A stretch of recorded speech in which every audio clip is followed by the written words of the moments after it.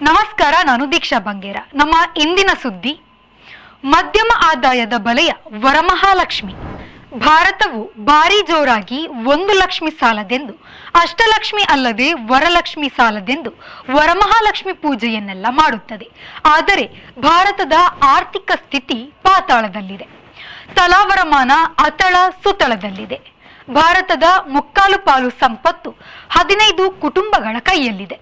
ಭಾರತ ಸರ್ಕಾರ ಮತ್ತು ಭಾರತದ ರಾಜ್ಯಗಳಿಗೆ ಬರುವ ಆದಾಯದ ಬಹುತೇಕ ಯಾರಿಗೆ ಹೋಗುತ್ತದೆ?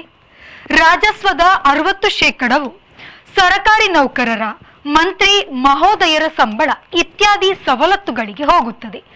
ನಿಜವಾಗಿ ಜನಸಾಮಾನ್ಯರಿಗೆ ಸಿಗುವುದು ಖಾಲಿ ಚೆಂಬು.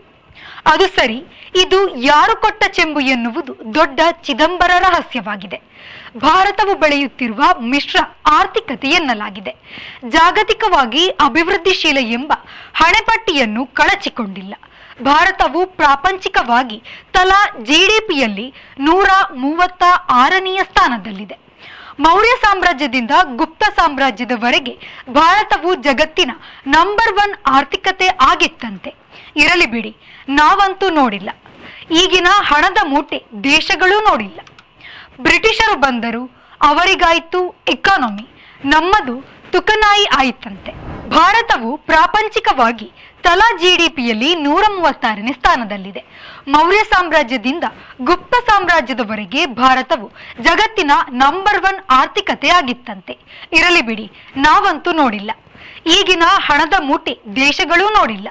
ಬ್ರಿಟಿಷರು ಬಂದರು, ಅವರಿಗಾಯ್ತು ಇಕಾನಮಿ, ನಮ್ಮದು ತುಕಾನೈ ಆಯಿತಂತೆ.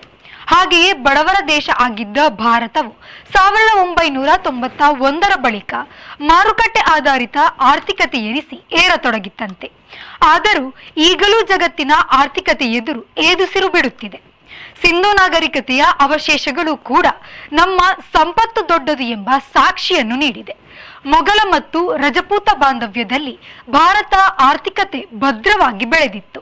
ಅನಂತರದ ದಿನಗಳಲ್ಲಿ ಭಾರತದ ಆರ್ಥಿಕತೆ ಕುಸಿದದ್ದು ಬಲಿಯಲೇ ಇಲ್ಲ ಎನ್ನುವುದು ಒಂದು ಲೆಕ್ಕಾಚಾರ.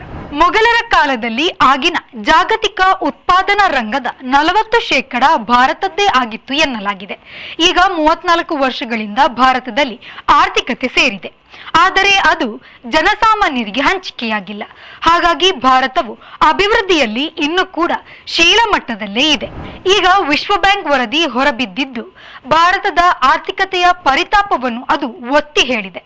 ನಮ್ಮ ದೇಶಪ್ರೇಮಿ ನಾಯಕರ ಮಕ್ಕಳು, ಮೊಮ್ಮಕ್ಕಳು ಅಮೆರಿಕ ಸಂಯುಕ್ತ ಸಂಸ್ಥಾನಕ್ಕೆ ಯಾಕೆ ಓಡುತ್ತಾರೆ ಗೊತ್ತೇ?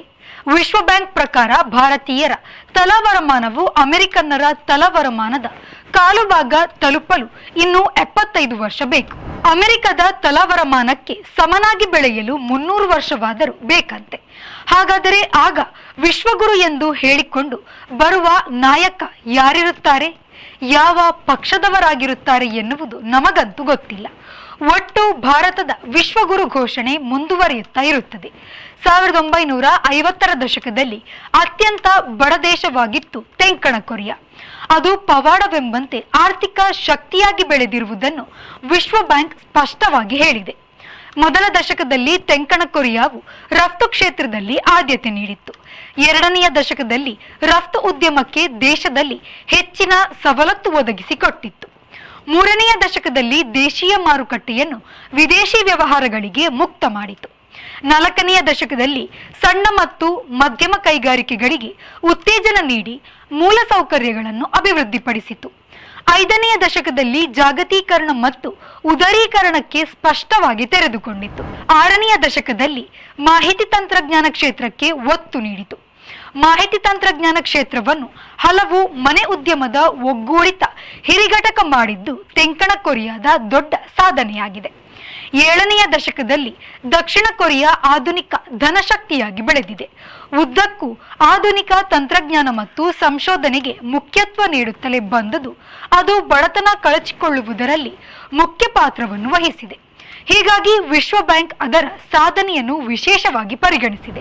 ಭಾರತ ಸಹಿತ ಜಗತ್ತಿನ ಮಧ್ಯಮ ಆದಾಯದ ದೇಶಗಳು ಎಂದು 108 ನಾಡುಗಳನ್ನು ವಿಶ್ವ ಬ್ಯಾಂಕ್ ಪಟ್ಟಿ ಮಾಡಿದೆ.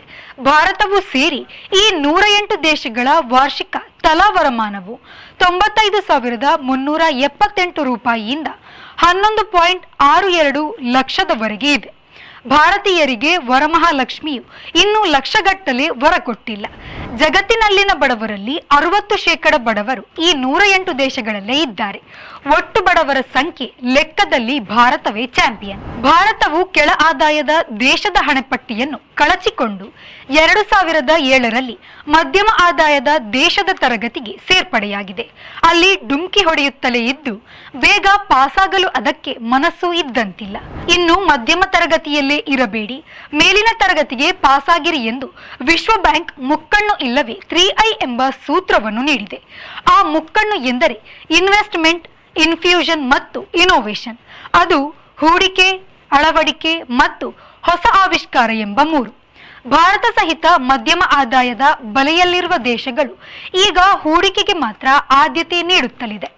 ಹೂಡಿಕೆಯ ಜೊತೆಗೆ ಅಳವಡಿಕೆ ಮತ್ತು ಹೊಸ ಹೊಸ ಆವಿಷ್ಕಾರ ಕೂಡ ಆಗುತ್ತಿದ್ದರೆ ಮಾತ್ರ ಆರ್ಥಿಕ ಸಬಲತೆ ಸಾಧಿಸಲು ಸಾಧ್ಯವಿದೆ.